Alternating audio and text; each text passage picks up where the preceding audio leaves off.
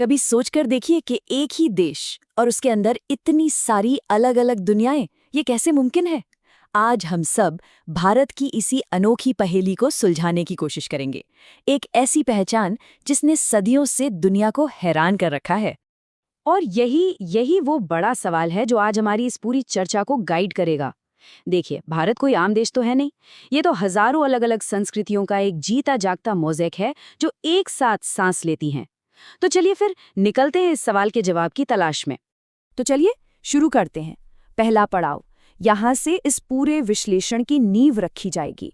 और देखिए, इसी मोड़ पर हमें इस पहेली का सबसे पहला और सबसे जरूरी सुराग मिलता है।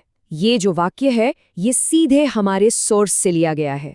और सच पूछिए तो यही वो चाबी है जिससे भारत की जटिलता के ताले खुलते हैं। ये सिर्फ कोई कहने की बात नहीं है, ये तो भारत की धड़कन है, एक जीती जागती हकीकत। अब इस पहेली को अगर सुलझाना है तो हमें उस धागे को पकड़ना होगा जो इस पूरे राष्ट्र को एक साथ बुनकर रखता है। और वो धागा है संस्कृति, यानी कल्चर। संस्कृति को समझने का ये नजरिया बड़ा दिलचस्प है। सोचिए, कल्चर कोई म्यूजियम में रखी चीज नहीं है जिसे हम दूर से देखते हैं। नहीं, ये तो एक बहती हुई नदी जैसा है, एक ऐसा पुल जो हमारे अतीत को हमारे भविष्य से जोड़ता है। मतलब, हम इसे सिर्फ विरासत में पाते नहीं हैं, बल्कि हम इसे हर दिन बनाते हैं और आगे बढ़ाते हैं। तो सवाल ये है कि ये इतना बड़ा विचार जमीन पर कैसे उतरता है? जवाब है हमारी परंपराओं और रीति रिवाजों के जरिए।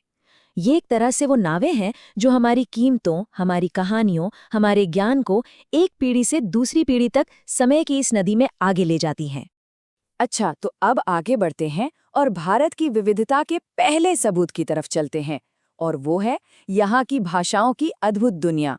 सोर्स मटेरियल में एक सीधा सा सवाल पूछा गया है, भाषा से क्या मतलब है?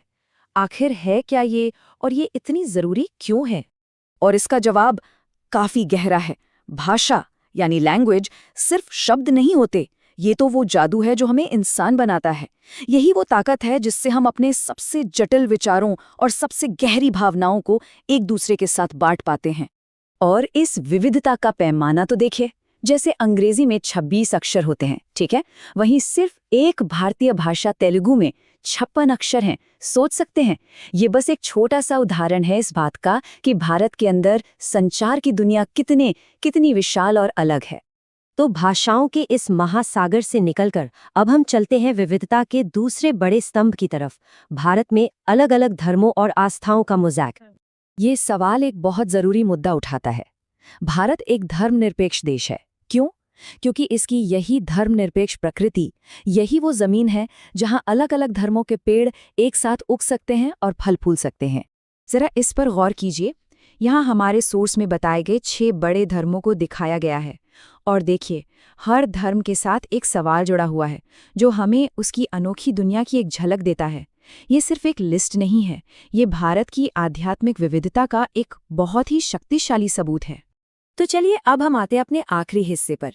यहाँ हम इन सारे अलग अलग धागों को एक साथ लाएंगे और इस बड़ी तस्वीर को समझने की कोशिश करेंगे। तो आखिर इस मशहूर वाक्यांश विविधता में एकता का असली मतलब है क्या? ये सिर्फ एक खूबसूरत ख्याल नहीं है, ये एक पूरा सिस्टम है, एक तरीका है कि भारत कैसे काम करता है। इस प्रक्रिया को हम 3 आसान चरणों में समझ सकते हैं। पहला, मतभेदों को स्वीकार करना, ये मानना कि हाँ, हम अलग हैं। दूसरा, उन मतभेदों का सम्मान करना और शांति से एक साथ रहना। और अंत में, उन सभी अलग अलग धागों से एक साझा राष्ट्रीय पहचान का कपड़ा बुनना। तो फिर वो क्या चीज़ है जो इन सबको एक साथ जोड़कर रखती है? वो गोंद है आपसी सम्मान और हमारे साझा मूल्य। यही वो इंजन है जो इस भव्य प्रयोग को चलाता है, जहां अलग अलग पहचानें एक बड़ी भारतीय पहचान का हिस्सा बन जाती हैं। और इसी आखिरी विचार के साथ इस चर्चा को यहीं छोड़ते हैं। सोचने वाली बात है कि आज की दुनिया में जो अक्सर बटी हुई नजर आती है, विविधता में एकता का भारत का इतना लंबा और जटिल प्रयोग हम सबको क्या सिखा सकता है? ये एक ऐसा सवाल है जिस पर गौर करना लाजमी है।